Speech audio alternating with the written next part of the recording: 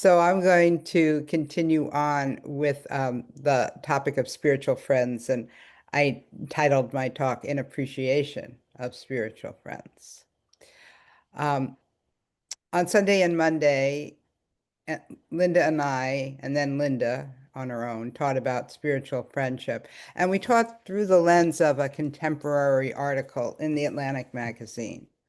Today, I'm going to weave a little bit from the article, though I'm mostly going to talk about spiritual friendship through the lens, more specifically, of Buddhism and Buddhist teachers. Now, although Buddhism often teaches about being in solitude, it also balances this with the need for spiritual friends.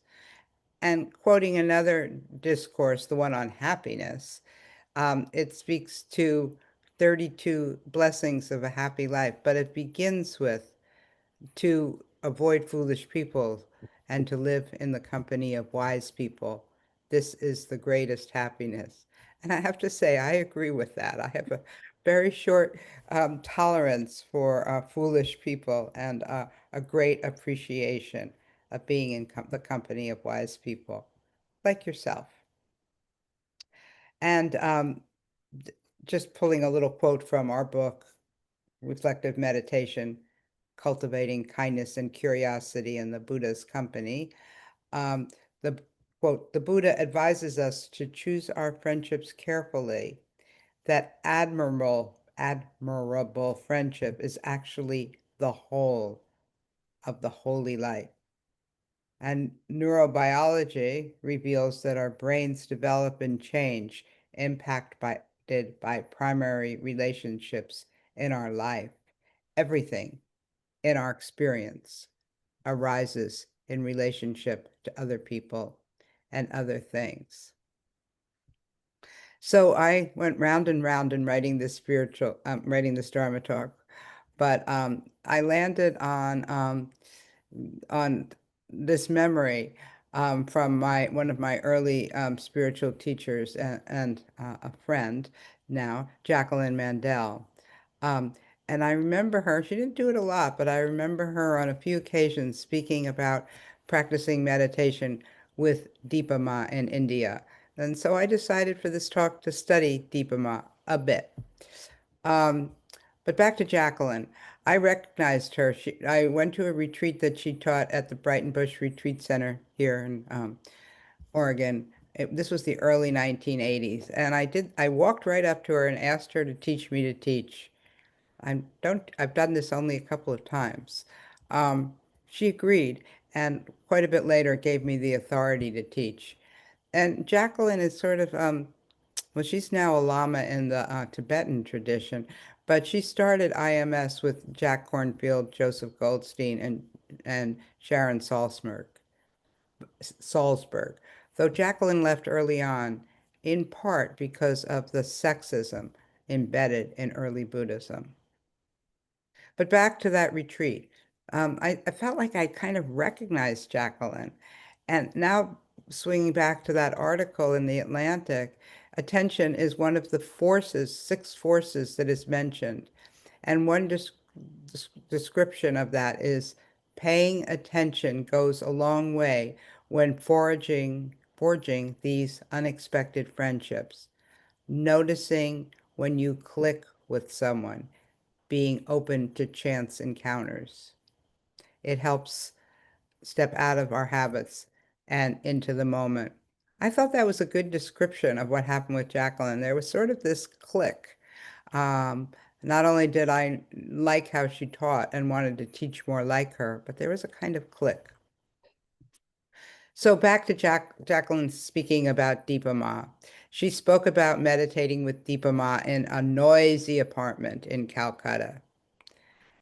It struck me in a couple of ways at the time. Not only, I was so sure I could not meditate in a noisy apartment. I knew that I couldn't handle that. But also, I felt the reverence and the care that Jacqueline felt towards Deepa Ma.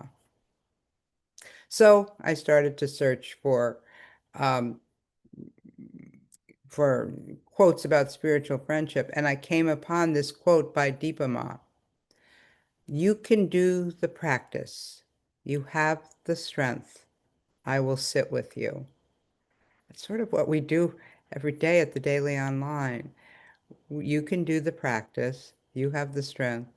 We are sitting together with one another. Change the quote a bit. I like the simplicity of that quote, especially since we have been recently teaching to the five strengths in Buddhism.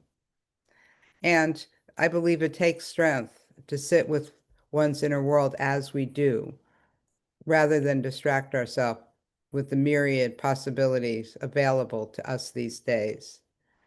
Now, I'm not talking about a macho kind of strength that often is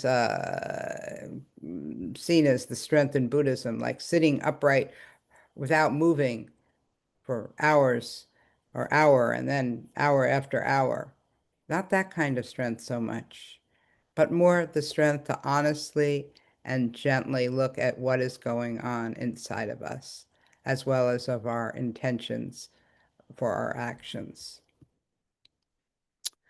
So I continued to study a bit about Deepa Ma and discovered she had commonalities with what we do, as well as differences. But I'm going to speak more to the commonalities. We call them overlaps in our book. Deepa Ma was not a nun, nor are any of our teachers. She was a lay person, just like us. Those are common terms used in Buddhism, lay persons, for everyone who's not a monastic. Her first student was a woman, and that ushered in a long teaching career for her of teaching householders, but most notably, most often women. And I can easily compare myself to Deepa Ma. My first students were women and continued to be for the most part. So I found an article online by someone I don't know or couldn't quite research further, but the name is B.D. Deepananda. And so this was all a quote from her. Shabby as it was, oh, a quote from her about Deepa Ma, excuse me. Shabby as it was, her abode in Calcutta's shantytown was where she practiced meditation and taught others. She single-mindedly devoted herself to helping other spiritual practitioners and experienced deep levels of meditative absorption. Parenthetically, we're not focusing in so much on that. Back to the writing. She did make herself known outside her immediate circle of acquaintances, keeping a she did not make herself known outside her immediate circle of acquaintances, keeping a traditional instructional style, yet always being available for those who wanted to receive meditation guidance. I'm not sure that we keep I think we're not too well known outside of our circles, right? But I'm not so sure we keep a traditional instructional style. But I am sure that we are available to those who want to receive meditation guidance. Back to the writing. Deepa Ma is an incredible example of modern lay people who are committed to practicing meditation. She also influenced the women's movement without Buddhism, thanks to what was perhaps the only agreement between her and her teacher. Once he was teaching some of Deepa Ma's older female students about rebirth and claimed a woman must take birth in a male body to become a Buddha. But suddenly Deepa Ma explained, I can do anything a man can do. And then a comment on that from this author. Coming from California, my personal image of a powerful woman was an Amazon who jumps in the back of the pickup truck with a chainsaw and is going to short out the world. But the power of Deepa Ma was the power of touching the heart. So this Dharma talk was a hard talk for me to write, and I jumped around from different spiritual friends and somehow landed on Jacqueline Mandel because of that quote from Deepa Ma. But there are many spiritual friends who have fueled my journey, my Dharma journey, my spiritual journey. Um, and I started, when I was starting working on this talk, I started writing about the others, but I'm just going to very briefly mention a couple of others because it feels like the right thing to do. I want to acknowledge Carol Newhouse, my co-author of my previous book, but who introduced me to Buddhism in 1978, or maybe it was 77 actually. She went to the Insight Meditation Center and took a retreat with Ruth Dennison, one of the few female teachers at the time.